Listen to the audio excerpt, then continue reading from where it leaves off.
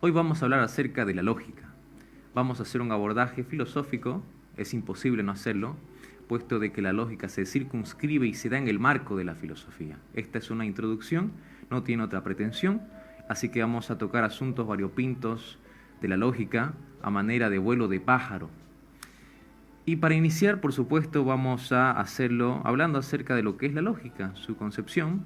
La lógica, les decía, es una rama de la filosofía que tiene un carácter interdisciplinario. Esto significa de que la lógica ha de servir como plataforma en las distintas disciplinas que existen. Es importante puntualizar esto, este carácter y este tenor que tiene la lógica, que también de alguna manera lo tiene la filosofía, pero la lógica va a permitir hilvanar el conocimiento propio de cada disciplina con arreglo a los objetos materiales y formales de cada disciplina que luego vamos a distinguir. Entonces esta es una característica de la lógica, y la lógica, en pocas palabras, estudia formalmente los procedimientos a través de los cuales la razón, el intelecto, que es el principio radical a través del cual nosotros vamos a operativizar la lógica, conoce el mundo. Entonces estudia la forma a través de las cuales se conoce, establece ciertos principios y estos también los estudia y los descubre. Entonces con eso me gustaría distinguir acerca de los objetos que le mencioné de la ciencia, porque es importante distinguir una cosa, y es que, a ver, la lógica se estudia hace muchísimo tiempo. Yo voy a hacer un abordaje sobre todo de Aristóteles, Santo Tomás, del realismo, vamos a tocar un poco de la modernidad, y es importante distinguir lo siguiente, y es que como la lógica sobre todo estudia entes de razón, quiero decir con esto que el tipo de verdad sobre la cual pretendemos versarnos y llegar a decir la verdad lógica que se distingue de las otras, y bueno, algunas cosas ténganlas en mente porque las vamos a aclarar más adelante, yo las estoy presuponiendo de momento para que se clarifique con un orden cronológico, ¿no? Entonces, al que estudia la lógica algunos entes de razón, lo que puede llevarnos de alguna manera a una persona que estudia solamente lógica, por ejemplo, no se encuentra con las distinciones correspondientes, a caer en el dogmatismo. Una persona lógica, es decir, una persona que estudia solamente lógica y está muy versada en cuestiones lógicas, puede terminar de alguna manera obliterando, prescindiendo o alejándose de la realidad. Porque la verdad lógica es aquella que busca la validez. A distinción o a diferencia de la verdad epistemológica, que es la adequatio, rei et intellectus, por ejemplo, la adecuación del pensamiento con la cosa, en las premisas, que bueno, es una función veritativa importante dentro de los silogismos, por ejemplo, no necesariamente se presupone esta verdad, ni la óntica necesariamente estoy diciendo. Entonces, para evitar esto, es importante distinguir los objetos formales de las ciencias. Toda ciencia tiene por lo menos dos grandes aspectos a considerar, los objetos materiales y formales. Y abro un paréntesis. Propiamente toda la ciencia, si bien nosotros decimos objectum, objeto, material y formal, propiamente estudia subjectum, hipokeimenon, sujetos, ¿no? Aristóteles, Santo Tomás, todos, subjectum, dirá Santo Tomás, tienen propiamente como estudios, como acerca de lo cual va a recaer el estudio, un sujeto de estudio, ¿no? Así propiamente, el analogado principal, objeto material, por ejemplo, que estudiará la biología, el derecho, la sociología, la psicología, será el ser humano, el humano. Ahora es el objeto material, lo vamos a llamar de momento así, pero salvando las distancias con la distinción que hicimos hace un momento. El objeto material entonces es sobre lo que recae el estudio. Y puede ser compartido por muchas disciplinas, tal y como lo acabamos de mencionar, ¿no? El hombre, por ejemplo, lo estudia el hombre, la física, la química, la educación física, si quieren, y todas las disciplinas que ya mencionamos hace un momento, derecho, sociología, psicología, etc. Ahora, el objeto formal tiene dos dimensiones que brindan especificidad a cada ciencia y, por supuesto, su autonomía. Tenemos el objeto formal quod, con D al final, y el objeto material quo, sin D al final. Q, U, O, D y Q, U, O. Con el primero, nosotros decimos el qué del qué, es decir, qué parte del objeto material vamos a estudiar. Entonces, el derecho estudiará al hombre, pero en el marco de sus relaciones en una sociedad y en el marco también de un ordenamiento jurídico. La psicología estudiará al hombre en relación con su psique, la biología al hombre en relación con sus componentes fisiológicos y biológicos. La anatomía lo hará con cierta especificidad también. etc. Entonces, el objeto formal quod da especificidad, hace un corte, hace una división respecto al ente general que puede ser compartido por muchas disciplinas. Y el objeto formal quo responde al cómo, a la metodología que va a seguir. Así, la filosofía de la teología, por ejemplo, revelada, se va a distinguir de su procedimiento porque la filosofía es demostrativa, ¿no? Parte de la realidad sensible del ente, conoce y va demostrando y va ascendiendo. La teología revelada parte del dato revelado y va descendiendo de alguna manera, no necesita de esa demostración o especulación propia de la filosofía. Entonces, el cómo se resuelve en este objeto formal quo. Y esto le da cierta autonomía a cada disciplina, lo cual no niega la subalternidad de saberes, la interdisciplinariedad, que son características y propiedades que debe tener una persona a la hora de hacer estas distinciones. Otra distinción importante es que la fenomenicidad de la verdad se expresa por lo menos en 3 esferas, ¿no? Es decir, voy a ser muy breve con esto porque ameritaría todo otro programa y vamos a hablar también más adelante acerca de los principios de la lógica, sobre todo de identidad y no contradicción. Quiero decir lo siguiente: es lógico y de suyo se sobreentiende que una persona no puede afirmar una cosa y que al mismo tiempo se contradiga, ¿no? Con esto quiero decir, yo no podría aseverar lo siguiente, por ejemplo: yo soy negro y blanco, al mismo tiempo y en el mismo sentido. Eso es imposible, es ilógico, no tiene ni pies ni cabeza. Ahora, sí es posible, advirtiendo la fenomenicidad. ¿Qué significa esto? Las formas a través de las cuales se muestra un aspecto o dimensión de una cosa, afirmar cosas distintas desde lugares distintos que se complementen y no se contradigan. Así, por ejemplo, yo puedo aseverar del ser humano que es un animal racional y al mismo tiempo podría aseverar, por ejemplo, que tiene una trama discursiva tal que lo complejiza, que tiene un problema con una especificidad muy concreta y que, por ejemplo, ¿no? Por poner un ejemplo, voy a ser muy brusco quizá con esto, pero veo un hombre que tiene 2 miembros viriles distintos. Y yo, al hacer la subsunción, es el procedimiento de adecuar la concepción que he formado en mi cabeza y lo adecuo a la verdad, digo, pero mira, no me coincide esto. Y estoy diciendo 2 cosas distintas. El hombre es esto, el hombre es aquello. Y no me coincide, che. Pero lo que yo tengo que hacer es poner cada cosa en su lugar, y no digo que eso sea la verdad, ¿no? Yo estoy dando un ejemplo muy brusco. Lo que trato de decir es que hay cosas que se pueden complementar, ¿no? Hay un aspecto evidente que se muestra en primera instancia y otro que se oculta y hay que develar quizá, y otro que puede ser donado. Entonces uno tiene que advertir las formas a través de las cuales nosotros podemos complementar los saberes. Muy bien, hasta aquí lo vamos a dejar porque tampoco es que pretendamos agotar esta instancia. Entonces les decía hace también un momento que si vamos a hablar de la lógica, el principio radical a través del cual nosotros vamos a operativizar la lógica es el intelecto. ¿Qué es el intelecto? Básicamente el intelecto es una facultad del hombre, propiamente del alma. Hemos hablado en muchos otros programas que el alma se ha teorizado, sobre todo desde la dimensión o escuela realista, que tiene 2 grandes facultades en grandes líneas, algunos ponen 3, que vendrían a ser el intelecto y la voluntad. El intelecto conoce, la voluntad quiere. Y con el intelecto nosotros tenemos la potencia cognoscitiva racional, con la que podemos conocer, entender y pensar el mundo. ¿Bien? Y dentro de la lógica aristotélico-tomista, por ejemplo, que la vamos a desarrollar un poco, hay 3 operaciones básicas a grandes rasgos también, a través de las cuales nosotros vamos a conocer y vamos a juzgar y vamos a llegar a conclusiones. ¿Cuáles son estas 3 operaciones intelectuales? Pues bien, son la aprehensión simple, el juicio y el razonamiento. La aprehensión simple es la primera operación del intelecto mediante la cual nosotros captamos algo. Tal y como su nombre indica, una aprehensión con H simple es la abstracción.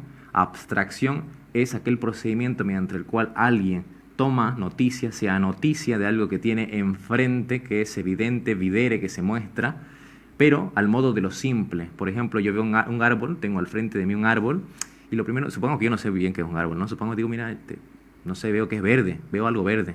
Veo hoja, que bueno, no sé ni qué es hoja, ¿no? Pero veo algo verde. Eso verde es una sustancia simple, no está compuesta, no está dividida. Entonces este procedimiento, esta primera operación, se distingue de las siguientes, que son el juicio y el razonamiento, por ser simples y no compuestas. Ya el juicio, que es la segunda operación, está compuesta porque implica la conjunción o la unión de conceptos, ¿no?, que se forman a partir de la aprehensión simple. Nosotros tenemos noticia, formamos algunos conceptos básicos que tenemos y los unimos y ya tenemos juicios. Y posteriormente, con la tercera operación, tenemos razonamientos, que ya son conclusiones, que se pueden expresar o dar de distintos modos, que lo vamos a explicar más adelante. Pero en términos generales, grandes rasgos generales, tenemos esos. Esto no significa, atención con esto, que el intelecto se desentienda de la voluntad, por ejemplo, ¿no? La voluntad y el intelecto van a diagramarse, van a entrar en contacto de distintas maneras, por supuesto. Santo Tomás, por ejemplo, en el orden cronológico dirá, y se circunscribe, ¿no?, a la siguiente frase: nil volitum quim para cognitum, dice, nada puede ser conocido, nada puede ser querido si no es previamente conocido. Quiero decir, nada puede ser querido si no es previamente conocido. ¿Qué significa esto? Que para yo querer algo, antes tengo que saber qué es, por lo menos tengo que tener noticia de siquiera que existe eso, ¿no? Es como que ustedes me preguntan, ¿te gusta la huminta? ¿No? Hace un año yo no sabía ni qué es la huminta, digamos, con ese nombre por lo menos. O que me pregunten, ¿te gusta la coca? Y mira, yo sé nomás qué es la coca, nunca la he probado. Y te podría decir así a priori que no, ¿no? Pero es como que necesitas tener conocimiento concreto para después recién elegir si querés o no. Pero así también dice lo siguiente Santo Tomás, y dice, entiendo porque quiero. ¿Qué significa esto? Es como que me estás contradiciendo, Santo Tomás. Hace un ratito dijiste, nada puede ser querido si no es previamente conocido. Entonces como que el conocimiento va primero, ¿no? En el orden cronológico conozco y después quiero. Pero ahora me decís quiero, no, entiendo porque quiero. Y es como que hay un primado entonces de la voluntad. Y de alguna manera entonces lo que mueve al ser humano en sus operaciones es la voluntad, porque hay un primado en el orden ontológico, si queremos, o en el orden de principios operativos y no necesariamente cronológicos respecto a las potencias pasivas que recibe el ser humano, ¿no? Respecto a las potencias activas estamos hablando. Entonces la inteligencia se mueve porque querés. Vos querés entender, entonces te movés porque querés. Vos dudás, por ejemplo, vos te concentrás, que podrían ser alguien parecido, pero yo puedo tener otras operaciones intelectuales como concentrarme, dudar, no sé, o darle vueltas a esto, reflexionar, y bueno, son propiamente influjos de la voluntad que se diagraman en conjunto con el intelecto. Pero es importante hacer esa distinción de que de alguna manera, eso postulará Santo Tomás, hay un primado de la voluntad, y que esto, dentro en el marco del cristianismo, tiene mucho que ver con la participación que nosotros tenemos de Dios y de sus propiedades, que son comunicables, entre ellos el de la libertad y el alma, que esto secunda a Aristóteles, vendría a ser en el ser humano la propiedad más divina de alguna manera que tenemos en conjunto con el intelecto, ¿no? Porque esa libertad en el marco y con las gafas del cristianismo es lo que nos permite crear de alguna manera, ser. Sigamos con la lógica.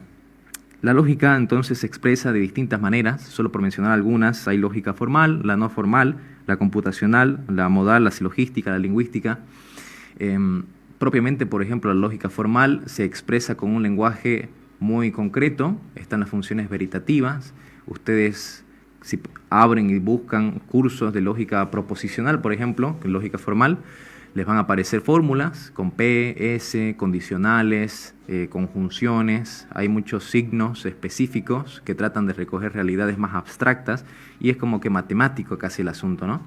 Y lo que se trata al final es de llegar a una validez, y es importante entonces matizar nuevamente la verdad en clave de validez. Ustedes saben que la verdad se dice de muchas maneras, no significa que sea relativa, sino que la podemos dimensionar y conmensurar de acuerdo a lo que queremos nosotros reconocer o advertir. La verdad lógica supone validez. ¿Y qué significa validez?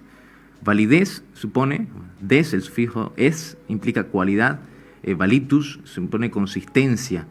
La validez entonces vendría a ser la consistencia que tiene una argumentación y en el devenir, ¿no? En la concurrencia que hay de una suerte de discurso, se tiene que seguir una conclusión, ¿no? La validez busca, en el marco, por ejemplo, de un silogismo, que la conclusión sea tal que se siga de las premisas que la anteceden, ¿no? Pero para ello entonces vamos a entrar a Aristóteles para que se entienda mucho mejor.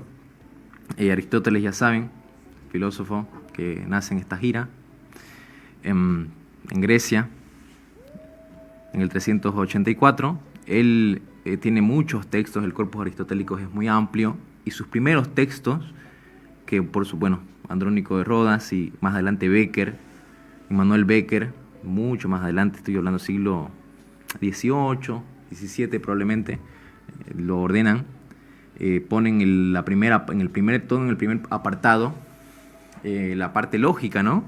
Y tenemos, por ejemplo, encabezando las categorías, que son los predicamentos, que inician con la sustancia, los accidentes y las formas de predicar el ente.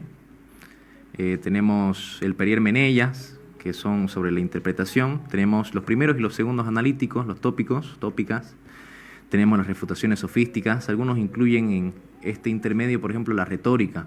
Lo curioso es que si nosotros leemos esta lista que yo le acabo de dar de los textos aristotélicos de lógica en clave de las operaciones intelectuales, tenemos que la aprehensión simple se va a explicar en las categorías, porque la aprehensión simple es el procedimiento de abstracción de una unidad sintáctica, ¿no? Sintética. Bueno, no es sintética porque no necesita composición, sino una unidad, que podría ser el ente, la sustancia, sustancia primera, sustancia segunda, cualidad, cantidad, podría haber relación.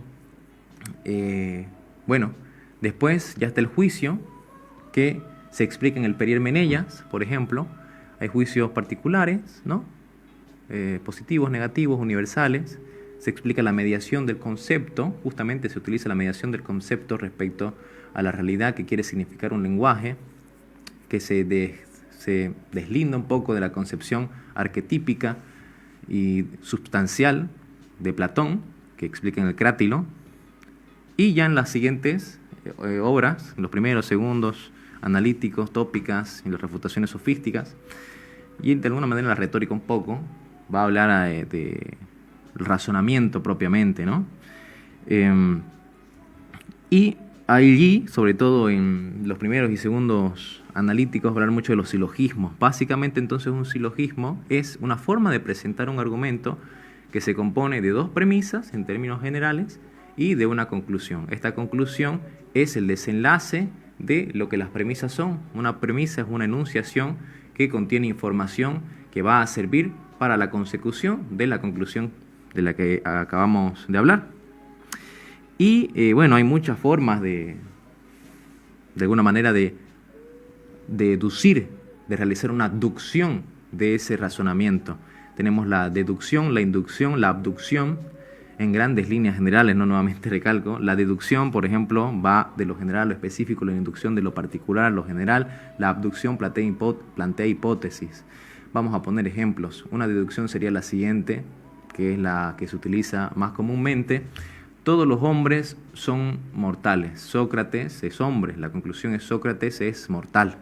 Hemos deducido, hemos realizado una aducción, es conducir. Hemos conducido, hemos discurrido de tal suerte nuestro razonamiento que hemos llegado a una conclusión 100% certera. Eso es lo que distingue, por ejemplo, una deducción, una inducción. Una inducción podríamos partir, vamos a cambiarlo, a ver el orden del mismo ejemplo, podría ser algo más o menos así. Diríamos, Sócrates es hombre, y diríamos, Sócrates es mortal, y podríamos concluir, es más o menos probable que los hombres sean mortales, ¿no? Podríamos concluir con alguna de las características. Implica probabilidad la inducción porque partimos de hechos empíricos, ¿no? De la realidad, y no implica la gran certeza que te brinda la deducción. Y en la abducción ya nosotros planteamos hipótesis que quizá no están explícitas. Por ejemplo, podríamos mencionar Marcos está comiendo sushi. Marcos está comiendo sushi, ¿no? Pongamos así, Marcos tiene hambre, ¿sí? En la primera, y se compra un sushi. En la segunda, Marcos tiene diarrea. Vamos. La conclusión sería que, lo más probable es que la diarrea se la causó el sushi. Pero el sushi no es necesario que cause diarrea, pero lo más probable, lo más plausible es que el sushi se lo haya causado porque la información que me das me invita a llegar a esa conclusión. Entonces esa es la abducción y esas son las formas de conducir, las formas a través de las cuales nosotros podemos pensar, ¿no? Es muy interesante tomar noticia de lo siguiente, también que lo tengo acá anotado. Yo estoy siguiendo un esqueleto que armé, que es acerca de la navaja de Occam. Ya para adentrarnos ya en el siguiente bloque, hablar un poco de esto, de los principios de la lógica, ¿no? Occam fue un fraile franciscano del siglo XIII, exponente del nominalismo, que postuló, entre otras muchas cosas, ¿no?, la navaja de Occam. La navaja de Occam pretende ser un principio lógico, tiene una pretensión lógica, que también es llamado principio de economía, principio de parsimonia, que básicamente reza lo siguiente, y es: una hipótesis es tanto más buena en tanto más se explica y necesita de menos ítems teóricos. Es decir, en la medida en que vos más podás conocer, utilizando o valiéndote de menos, es mejor. Es preferible valerte de menos cosas para conocer más. Entonces allí donde vos tengas oportunidad de necesitar menos cosas para conocer más, es preferible que vos optes por eso, por un principio de economía del razonamiento. No es necesario que te complejices la vida ni sufras tanto para conocer. Y se le atribuye el principio a él, por eso se llama navaja de Occam. Sin embargo, nosotros, si nos vamos, por ejemplo, y aquí sí me voy a dar el atrevimiento de leer, a los segundos analíticos de Aristóteles, título número 25, podemos ver ya esgrimido este argumento, que no se lo atribuye a Aristóteles, pero nosotros aquí humildemente se lo vamos a hacer, porque se los merece, que, bueno, lo voy a leer, ¿no? Dice el subtítulo número 25 de los segundos analíticos, se llama Superioridad de la demostración afirmativa. Y dice Aristóteles: así pues, bástenos todo lo dicho sobre que la demostración universal es mejor que la particular. En cuanto que la demostrativa es mejor que la privativa, quedará claro a partir de aquí. En efecto, supóngase que, manteniéndose idénticas las demás cosas, es mejor aquella demostración que parte de menos postulados o hipótesis o proposiciones. Pues, si todas las proposiciones son igualmente conocidas a través de estas últimas, se dará el conocer más rápido y eso es preferible. Ahora bien, el argumento de que la proposición que parte de menos cosas es mejor en conjunto, en efecto, si fuera igualmente cierto que los medios son conocidos y las cuestiones anteriores son más conocidas. Supóngase que la demostración a través de los medios B, C y D es que A se da en E, y que la demostración a través de Z y H es que A se da en E. Entonces, se comporta igual la proposición de que A se da en D y la de que A se da en E. Ahora bien, que A se dé en D es anterior y más conocido que la que A se dé en E, pues lo último que demuestra a través de lo primero, y es más cierto que aquello por lo que algo se demuestra. Por lo tanto, también la demostración a través de menos medios es mejor, permaneciendo idénticas las demás cosas. Así pues, ambas se demuestran a través de 3 términos y 2 proposiciones, pero una de ellas acepta que algo es, la otra en cambio acepta que algo es y algo no es. Por tanto, se hace a través de más cosas, de modo que es peor. Claro, aquí Aristóteles, con prudencia, tampoco es que dice que empecemos a cortar proposiciones y medios a diestra y siniestra, sino que veamos que en ambas situaciones se conozca lo que se quiere aceptar y lo que no se quiere aceptar, de tal suerte que, por economizar, nosotros prescindamos de un medio que quizás es necesario y no se conoce y llegamos a una conclusión chuta, por así decirlo, ¿no? Pero sí es importante que utilicemos este principio para conocer y no nos complejicemos la vida. Estamos abordando a Aristóteles y ya para concluir me gustaría cerrar con esta reflexión en torno a la verdad. Hablar de lógica es hablar de logos. Allí encontramos también su etimología más remota. Si bien es lógica, logos ha de significar palabra, discurso. Y es interesante pensar con esto acerca de la verdad. Y vamos a contrastar un poco qué pensaba, por ejemplo, Aristóteles y Santo Tomás. Aristóteles, por supuesto, no tenía ciertas nociones ni las asumía respecto, por ejemplo, a la participación trascendente, respecto a participante y participado que tenía Platón. Sin embargo, incorpora el acto y potencia. Santo Tomás es una síntesis de lo que está bien y de lo que está mal entre Platón y Aristóteles y advierte nombres trascendentales. Santo Tomás los va a explicitar en la respuesta número 1, el artículo número 1 de la cuestión de veritate, en el marco de las cuestiones disputadas, cuando menciona acerca de algunos de los nombres trascendentales, está el de la verdad. Santo Tomás va a decir que la verdad es una consecuencia del conocimiento y va a diagramar una definición de verdad que va a contemplar muchos aspectos, subsidiándose de la siguiente aclaración que para mí me parece clave. Dice, composición y división se dan en el entendimiento. A mí me parece clave entender esto. ¿Por qué? Porque cuando nosotros estudiamos la realidad desde el marco realista, solemos utilizar muchos conceptos, entre ellos ente, esencia, materia, forma. Y si nosotros agarramos un sapo, por ejemplo una rana, y la disecamos, la abrimos, la operamos y empezamos a buscar, ¿no? Vemos su pulmón, vemos, no sé, su corazón, sus tripas, y nunca vamos a encontrar, mira, che, aquí está su esencia formal, che, mira, aquí está su alma substancial. Esas cosas no las vamos a encontrar, ¿no?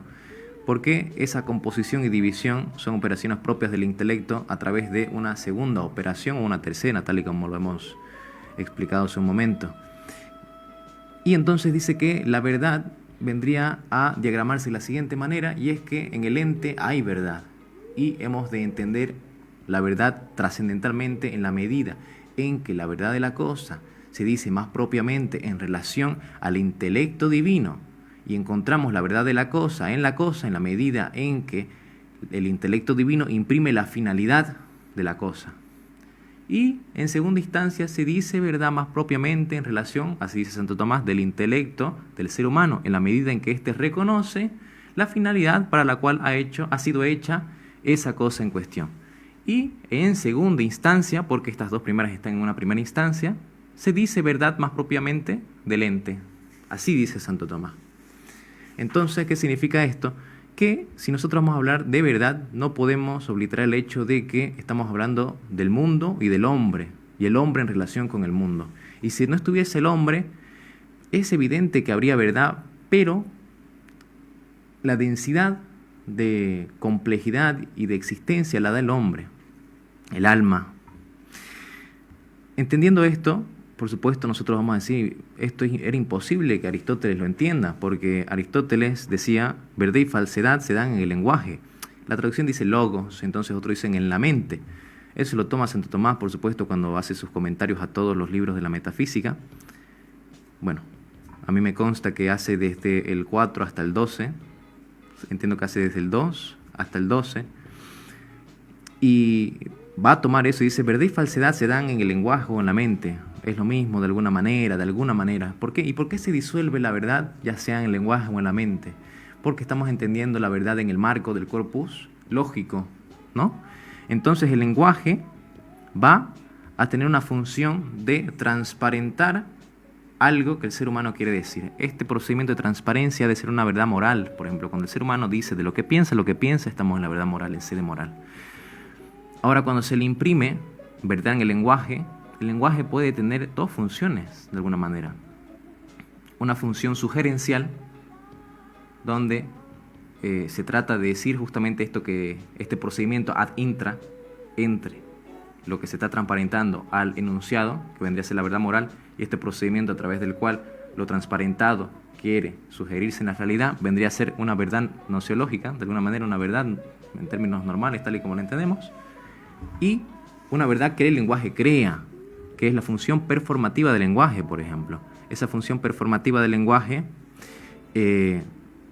es lo siguiente, ¿no? ¿Qué es la función performativa del lenguaje? Vendría a ser aquella facultad, aquella propiedad mediante la cual el lenguaje, en la medida en que se enuncia, crea.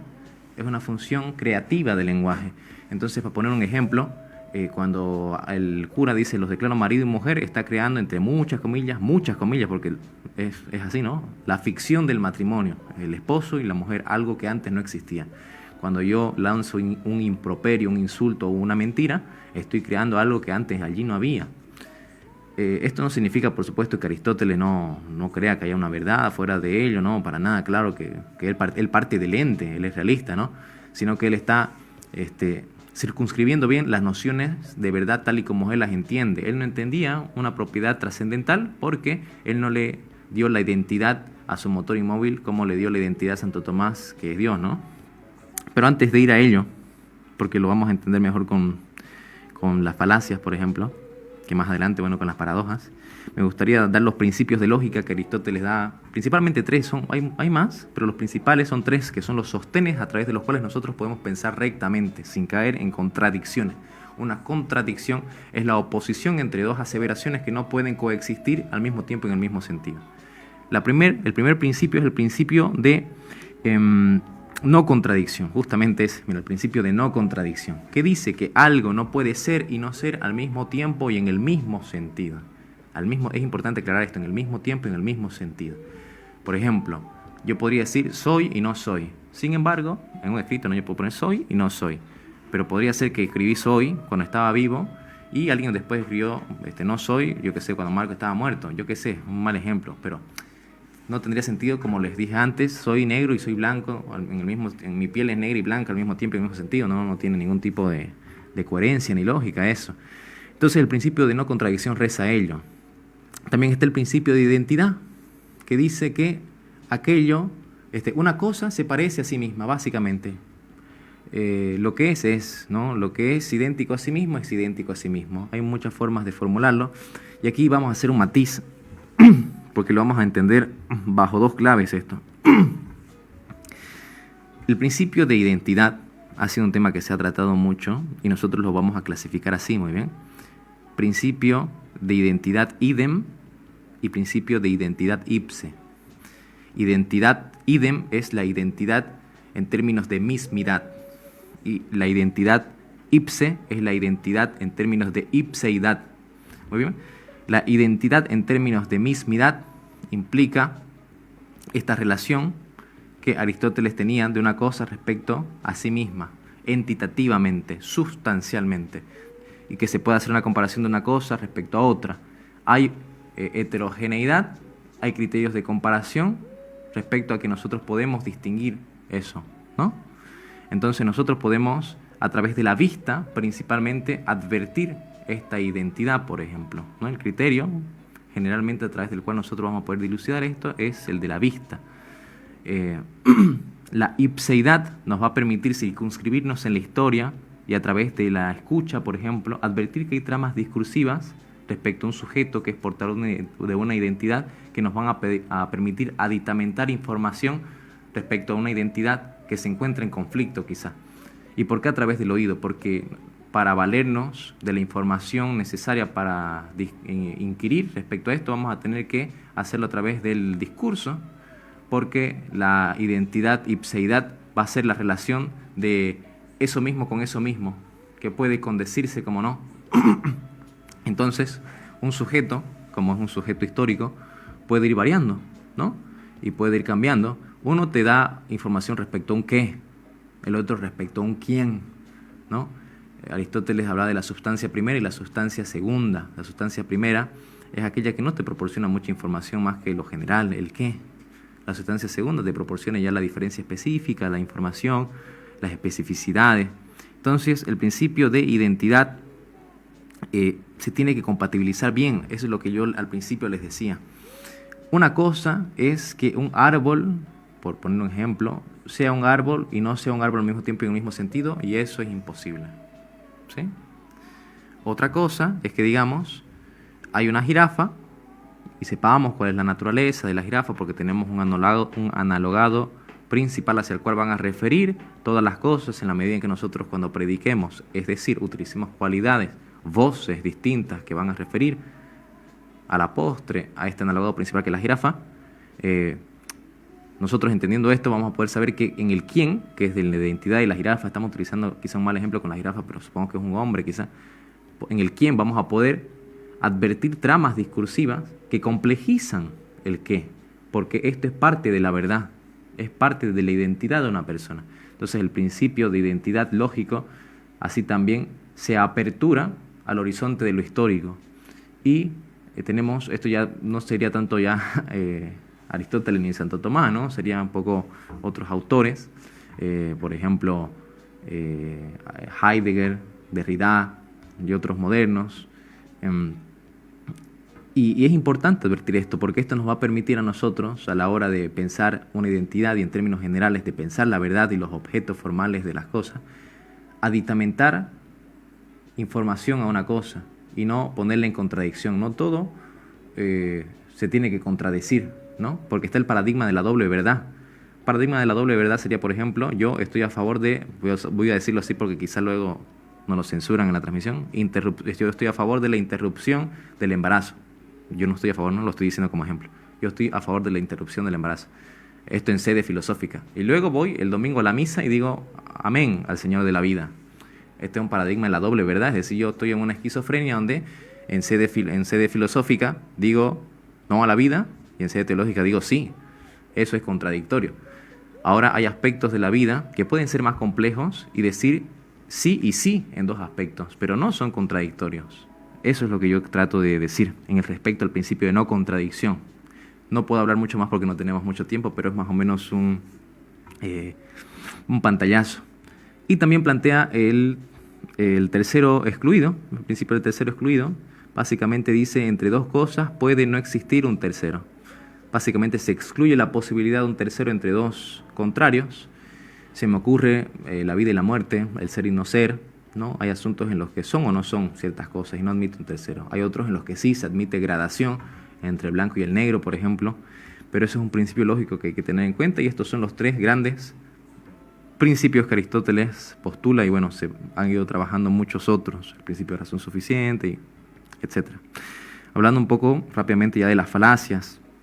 La falacia es una proposición, una argumentación que en apariencia es válida, sin embargo no lo es inválida en algún aspecto, porque se sustenta en una pata que tiene chueca, y hay muchos tipos de falacias. Rapidísimo vamos a ver algunos. Está la más común, que es la falacia ad hominem, que es un ataque a la persona y no al argumento, ¿no? Es cuando, por ejemplo, te lanzan un argumento y vos en vez de atacar el argumento de la persona, ¡pum!, atacás a la persona que te está diciendo ese argumento. Luego está la falacia a la autoridad o ad verecundiam, también se la conoce, que vendría a ser el procedimiento mediante el cual vos en el oficio de argumentar te apoyás en una autoridad y decís que es verdadero porque lo dice tal persona. Es como que yo les digas todo lo que yo les acabo de decir es verdadero porque lo dice Aristóteles y Santo Tomás. Y listo, pum, eso es falaz, no es verdadero, no se concreta así.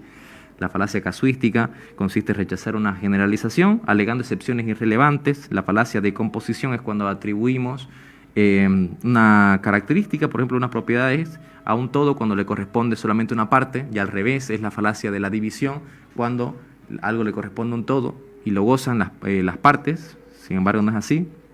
La conclusión desmesurada es otra falacia. Vamos a ir más rápido, no tenemos mucho tiempo. La afirmación del consecuente, cuando no es necesario, digamos, algo que se sigue, ¿no? Non sequitur, por ejemplo.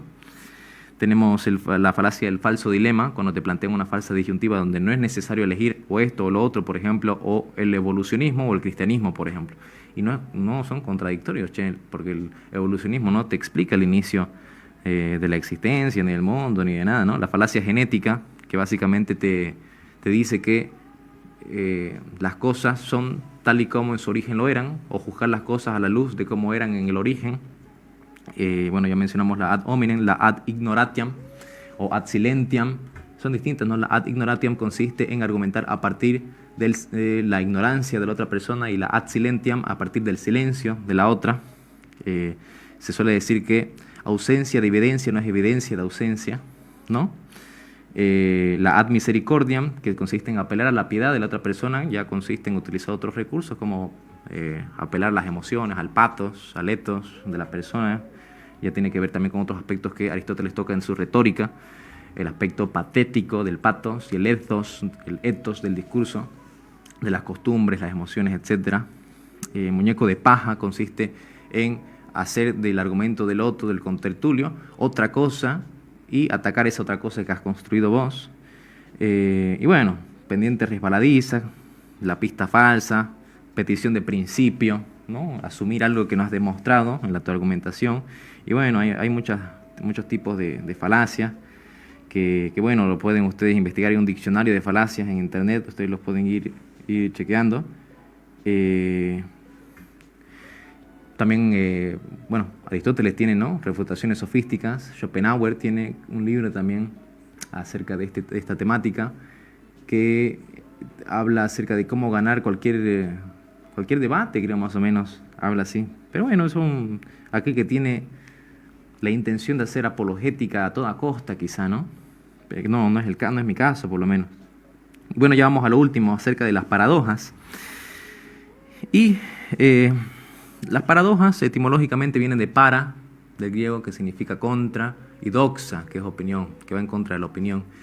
La definición básica sería entonces: una paradoja sería aquella enunciación, proposición o afirmación que va supuesta o aparentemente en contra de la lógica. Es importante recalcar supuestamente, puesto de que no es necesariamente, sino es en apariencia. La paradoja supone una problemática para aquella persona que está pensando, para aquel que se circunscribe en los entes de razón de alguna manera. Y ya aquí traemos a colación la distinción que hicimos hace un momento respecto a lo que el lenguaje sugiere y lo que el lenguaje crea. Vamos a pensar un poco algunas paradojas, si les parece. Lo curioso es que las paradojas muchas veces se mueven entre la verdad y la falsedad, lo cierto y la mentira, lo absoluto y lo relativo. Y algo contradictorio va a ser cuando hay una pretensión de habitación, es decir, en una proposición habita verdad y falsedad, y es imposible la reconciliación. No puede habitar verdad y falsedad al mismo tiempo porque hay una antinomia y un choque, y tiene que salir una de ellas. Una necesariamente es verdadera y la otra no. Sin embargo, una paradoja habita verdad y falsedad, certeza o mentira, y recae una sobre un objeto distinto de alguna manera. Vamos a poner muchos ejemplos, vamos a pensarlo. Hay muchos ejemplos solo para ir lubricando el engranaje de la mente, ¿no? E ir pensando. Pensemos entre lo absoluto y lo relativo, por ejemplo. Es muy curioso esto. Chequeen las siguientes proposiciones que le hace. Toda regla tiene una excepción. Esa es la premisa 1. Toda regla tiene una excepción. Premisa número 2. Lo anterior era una regla. ¿Cuál es la conclusión?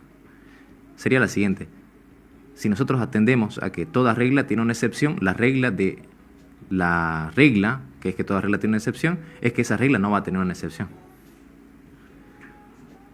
Vamos a otro. Toda regla tiene una excepción, lo anterior es una excepción. Si la anterior es una excepción y toda regla tiene una excepción, la excepción de toda regla tiene una excepción es que esa regla no tiene una excepción. Hay reglas sin excepciones. Si lo hacemos en negativo el ejercicio, nos va a salir igual. Eso nos va a permitir aperturar el horizonte hacia lo absoluto de alguna manera y hacia nociones fundamentales de la lógica, que son la necesidad y la contingencia. La necesidad es una propiedad, una característica de un razonamiento o de una cosa que puede existir en la mente o en la realidad o en ambas, que tiene que ser sí o sí, que no existe la posibilidad de su imposibilidad. Por eso es necesaria. La contingencia implica posibilidad, implica imposibilidad también. La contingencia implica no necesariedad, ¿no? Que puede ser como no puede ser.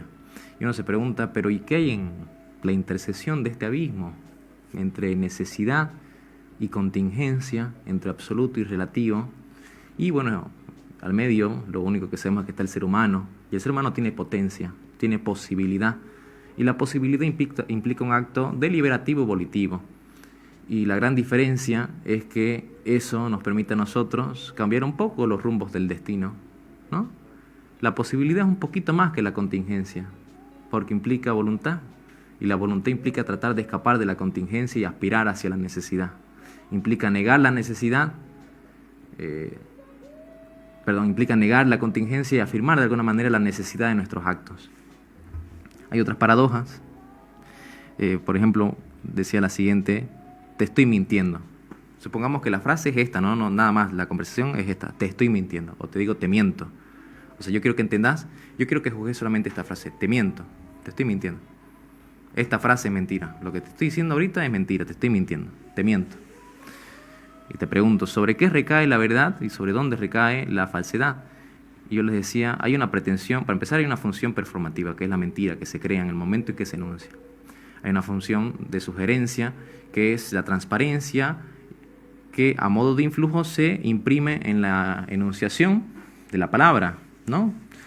Hay que entender de que hay un procedimiento ad intra y ad extra, entonces, haciendo esta distinción. Ad intra vendría a ser la relación del enunciado respecto al sujeto que enuncia, y la relación ad extra de la relación del enunciado respecto a la realidad que sugiere o crea. Y así también, con ello, vamos a poder entonces dilucidarlo, ¿no? Vamos a pensarlo. Entonces, te miento. ¿Dónde recae la verdad y la falsedad? Si decimos te miento, tenemos que entender lo siguiente. Hay otros aspectos, esto es lo que quería decir, estaba tratando de recordar porque quiero ir en orden. Hay otro aspecto que es metalingüístico y lingüístico. ¿Por qué metalingüístico? Porque nosotros hemos de juzgar la lógica lingüística a través de palabras, por lo tanto, metalingüísticamente hemos de proceder. Y lingüísticamente hemos de concluir. Ahora sí. Verdad es la sugerencia. Es verdad que yo te miento, el sentimiento. Pero la frase, pero con su función performativa y cuyo objeto, que es la misma frase cuando recae sobre sí misma, que es que vuelve a sí misma, se orada y se penetra y es falsa, porque como la frase se transparenta a sí misma, la frase, en tanto frase, dice te miento. Pensemos a la frase como sujeto un momento. La frase dice te miento y se muestra, se oculta mostrándose y se muestra la frase. Te miento, te dice. Ya no pensemos en el sujeto dijo la verdad, el sujeto te dijo te miento. Pensemos en la frase ahora lingüísticamente. Metalingüísticamente el sujeto dijo la verdad. La frase es falsa, porque en el momento en que enuncia, la mentira ya no es mentira, se orada y se penetra a sí misma. Y es falsa. Verdad y falsedad habitan en este procedimiento dialogístico, pero recaen, la verdad y la falsedad, sobre objetos distintos. Esto yo lo he pensado, puedo estar equivocado, me gustaría conocer sus opiniones, luego en el diferido, en los comentarios, donde sea. Pero hay situaciones donde se da esto, ¿no? Y la paradoja implica este ejercicio de atrevimiento, de tratar de poner las cosas de una manera en orden. Y bueno, se me ocurren otras opciones, creo que ya no tenemos tiempo. Por ejemplo, aquel que dice que no existe la verdad, se orada a sí mismo también en la enunciación, porque si le hacemos caso y no la hacemos, da lo mismo, se penetra, se orada, se perfora, porque si la verdad no existe, entonces, ¿qué pasa? ¿No? Se los dejo ahí para que lo piensen.